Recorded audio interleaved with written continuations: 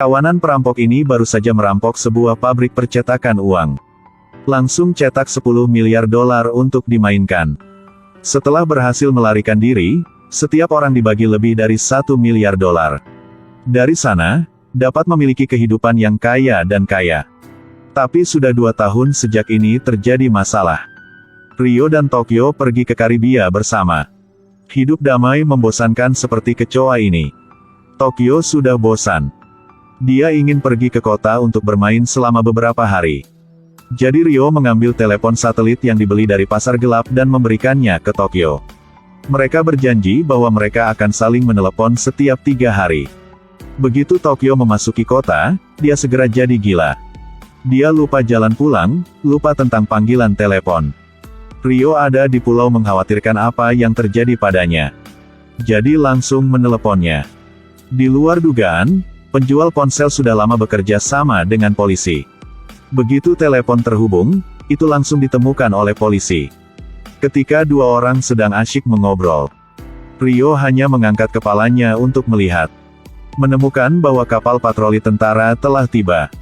Rio buru-buru berteriak ke Tokyo untuk melarikan diri. Dan dia sendiri tertangkap di pulau itu dalam sekejap mata. Di sisi lain, Tokyo dengan cepat mengikat telepon ke seekor anjing. Dengan demikian berhasil lolos.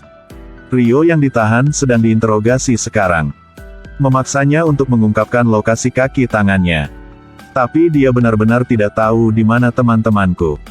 Karena sebelum itu profesor membuat aturan.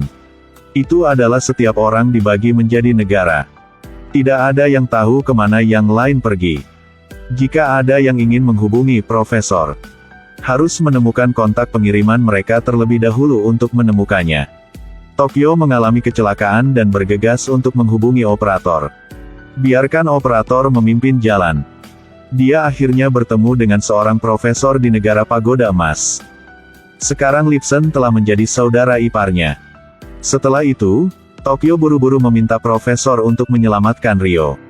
Tapi di mana Rio, mereka tidak tahu sama sekali. Profesor hanya perlu memanggil semua anggota kembali.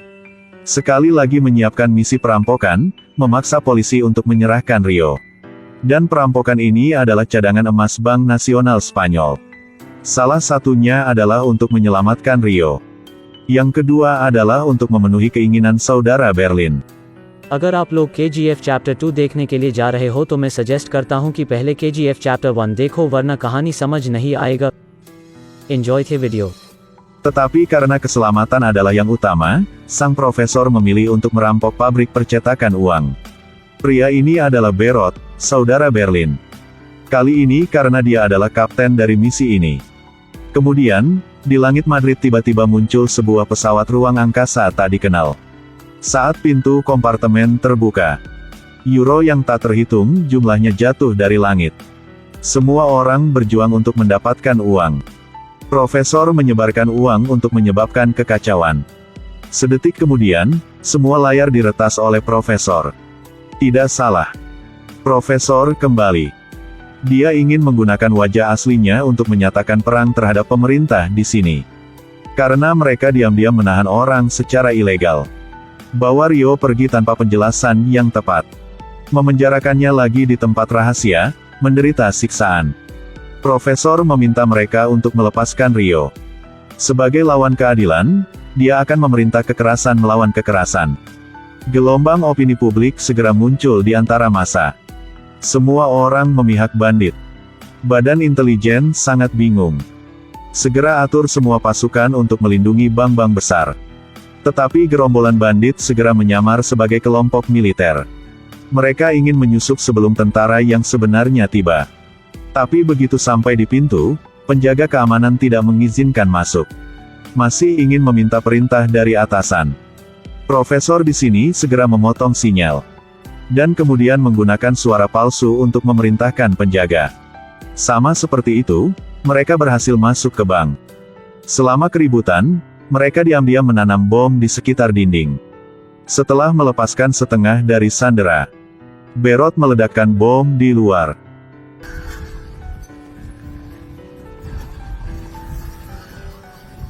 Pada saat ini, bank akan segera memulai peringatan merah.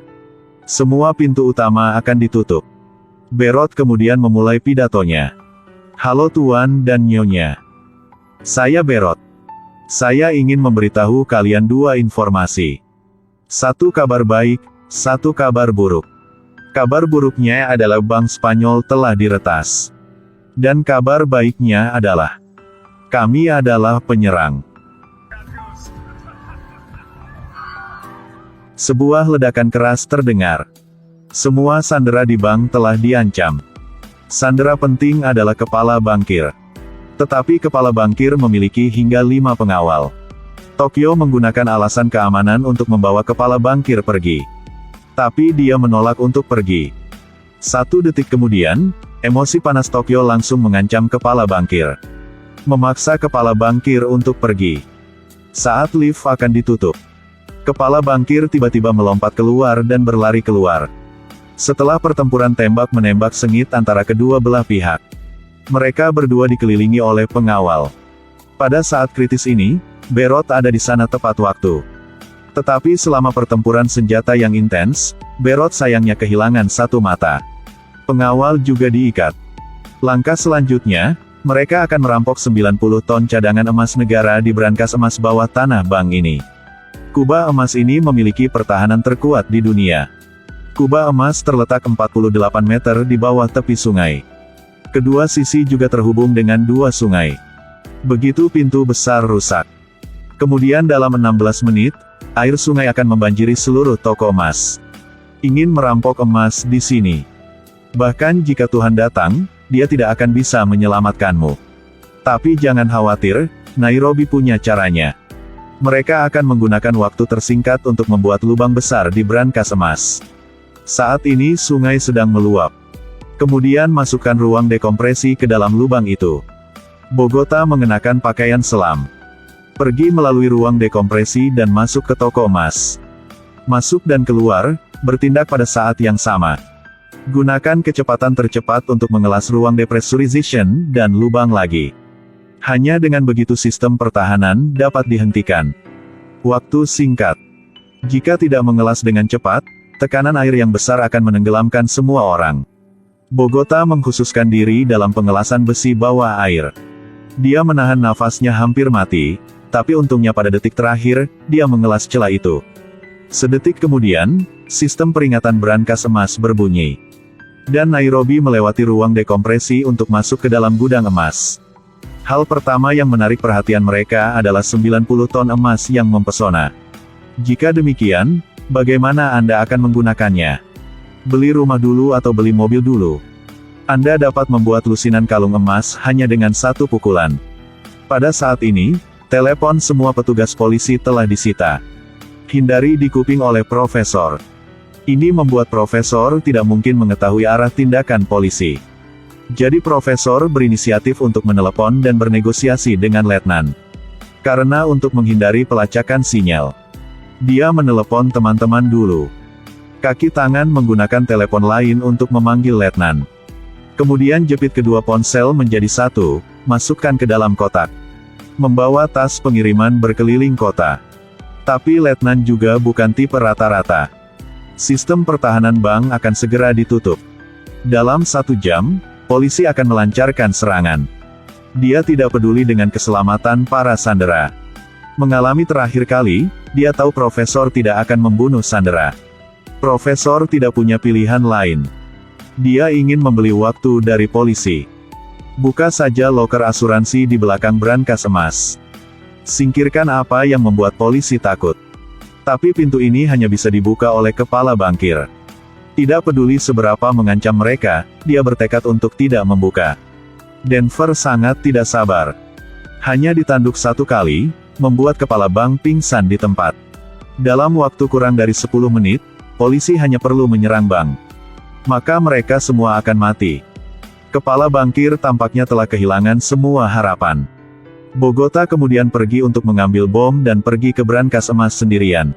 Dia ingin menggunakan bom, meledakkan brankas itu secara langsung. Setelah menanam bom, Bogota bersembunyi di balik emas. Tekanan air meledak dengan kekuatan sedemikian rupa sehingga Bogota bahkan tidak merusak apapun. Saya yakin sutradara tidak membiarkannya mati. Sekarang hitungan mundur kurang dari 30 detik. Senjata berat rekan-rekan juga disiapkan. Penyanderaan masih menurut aturan lama. Mereka semua memakai pakaian yang sama. Waktu hitung mundur berakhir. Letnan segera memberi perintah untuk menyerang. Adegan khusus segera menembakkan peluru asap. Helikopter berputar-putar di atap. Dihabiskan dalam 1 menit, keadaan khusus dapat masuk ke bank. Kendaraan lapis baja di luar juga mendekat selangkah demi selangkah. Dihadapkan dengan pertempuran yang begitu sengit, para bandit juga tidak takut. Pada saat genting, Denver mengibarkan bendera putih. Di tangannya, dia juga membawa 2 kotak untuk keluar. Letnan melihat 2 kotak di tangan Denver dan tercengang. Dia segera memberi perintah untuk mundur. Melihat ini, Denver membuang kotak itu dan kembali ke bank. Jadi profesor telah berhasil. Begitu kotak merah muncul, polisi pasti akan ketakutan. Tapi pada akhirnya, apa isi kotak itu yang membuat polisi begitu ketakutan? Kemudian, Kepala Staf Kementerian Pertahanan, Menteri Dalam Negeri Spanyol, bersama dengan semua pejabat tinggi datang ke markas. Perampokan ini telah mengejutkan seluruh negeri. Semua orang menebak apa yang ada di kotak merah, yang bisa sangat menakuti para pejabat. Ternyata kotak itu berisi dokumen rahasia antara Spanyol dan negara lain. Di dalamnya ada semua perbuatan jahat yang telah mereka lakukan.